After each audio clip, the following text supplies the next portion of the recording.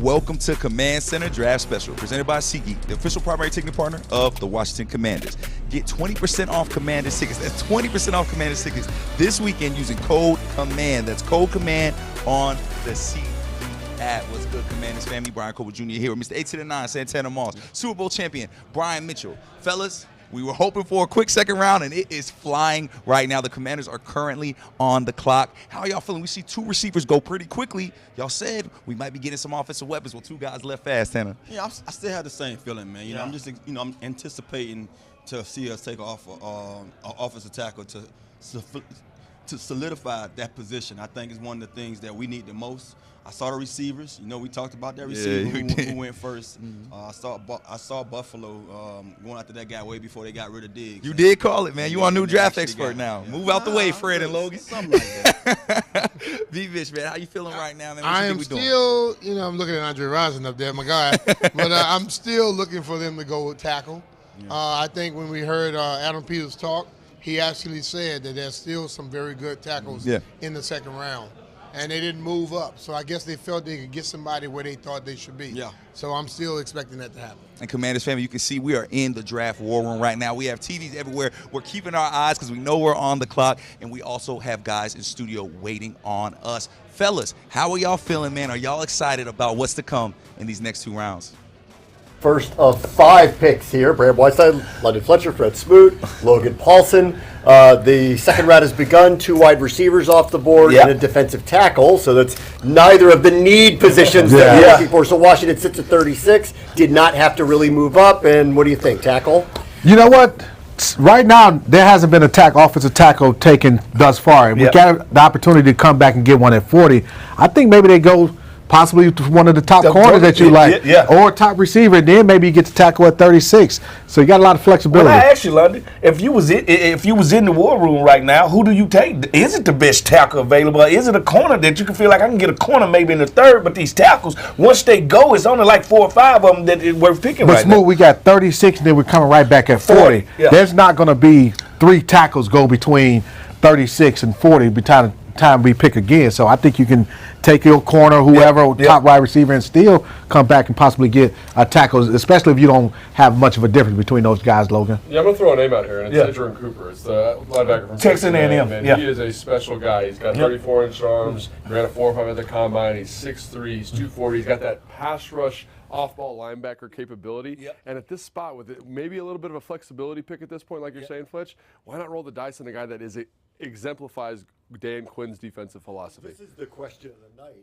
Are they going to move away from need positions and take what they believe is best player available? Because if you're going to go in terms of need, tackle, edge, corner, you're not going to land at linebacker, but he might be the best player on the board. Yeah, I'm going to say, I think you have to go right now, need with 36, but I think now everything got to 36. Everything got to 36 is let's add talent to it. And you're talking about Adrian adding Cooper to it. He reminds me of a Frankie Louvu clone. I think exactly. Imagine 2 of those guys, and we can who's rushing, who's down, who's up. Let's mess with protection rules. I can run with a tight end if I have to. All right, so the pick is in. So let's send it back to Detroit with Brian Santana and B. Mitch.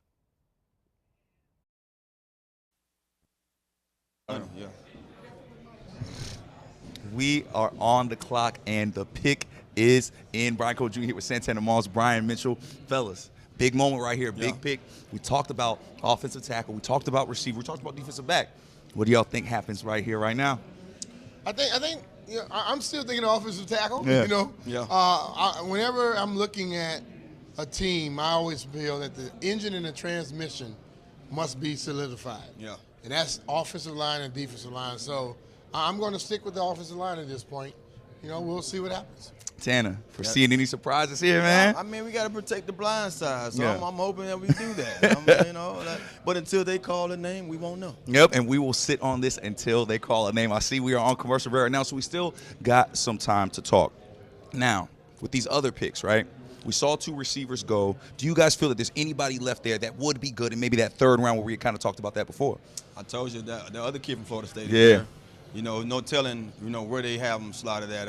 Like I said, PFF had them as down like almost 5th round. But I'm like, how? You know what I mean? I think he has a tremendous upside to him that a lot of these other guys probably that's going to be getting picked day 2 and day 3 that stands out to me. So who knows? I want to see what goes on with him, and I think that's the name that stick out the most. You can see right now they show the war room of Adam Peters and Dan Quinn. Fellas, how do you feel their collaboration has been? We talked a lot about it coming into this draft, how important their collaboration was for them to be on the same page. How have they done so far, B. Mitch? They've done well. Yeah. And the thing about it, I believe when I heard Adam talking, to where people were asking him, did Cliff have any, say in them drafting Jaden?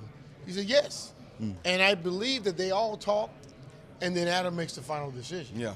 But I think everyone's opinion is they take it. Yeah. They don't just say, oh, yeah, okay, whatever. Yeah. They listen to him, and then they make a decision, educational decision based off everything that they heard. And he said it was a consensus. Yeah. I hope it goes that way with everything. Offensive coaches can probably tell you more about a defensive player and vice versa. Yeah. If that happens and they start respecting the opposite side of the thing and know what you don't want to prepare for, that'll help out even more. Without a doubt. And, you see a team like Atlanta make a kind of surprising trade up. You don't really expect them to make a trade. And, Darrell Green is on stage. We told you he would be doing a pick. We weren't sure which pick he would be doing, but he is going to be announcing one. We cannot say anything yet until he says something, but it's really cool to see Darrell Green out there. Real quick for you guys, you see Atlanta go and get that defensive tackle. Does that change things for the Commanders when you see guys going off the board quickly? Does that make you kind of feel like, I got to go defensive line? Well, sometimes that happens. Now, Yeah. What happens in the draft, when they see a certain position starting to go, you can see that other teams start to do that. So if they were to go different than offensive line, you would say, okay, now a run may happen. Yeah. And I believe we'll see. And Tanner, we're close, baby. You got anything you want to add to this before this pick is made? No, I'm just ready to see what's up. Me too. We're so ready. It's hard for us because we're doing a broadcast, but we're also fans. We also want to see what's going on. And Roger Goodell's just talking and talking.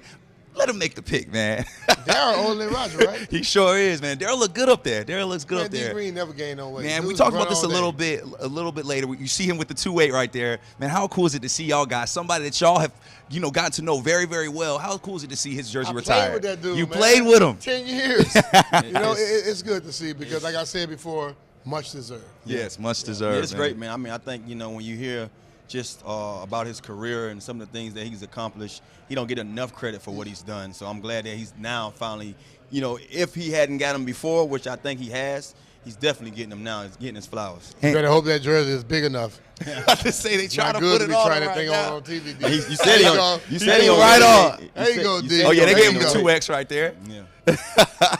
Man, so key because this is not a better guy, right? And it's not really about just what you did on the field. It's also the kind of person you are and the leader you are, man. How important is it to have leaders like this in the locker room, man, when you're fighting in them trenches? That dude is probably loved more for what he did off the football Yeah. field than what he did on the field. And we know for 20 years he did great things on the field. I don't think anybody was faster than him, but the things he did off the field and lives he impacted, that says a lot. And I think people understand that when you use that platform to do the right things, and that's what he's done. And he is doing the right things right now. He is just moments away from making the pick. He got to do a little pizzazz on there, talking to the city of Detroit. I'm sure he got a few wins under his belt against the Lions. Looking good up there. Got the white hat on, got the OG. And it's cool. Look at the Commanders right there. They gave us the little tutty towels, man. This is a great moment, and we cannot wait to see who they pick. It looks like he's about to say it, guys. Oh, man, I'm getting nervous, man. I got the butterflies right now. This is like when you try to get the preacher in church. Darryl, say who was picking real quick. Just let us know. Get the people what they want, man. Don't bury the lead. He's doing a good impression of Fred Smoot right now. Just keep going. Uh-oh. Here we go.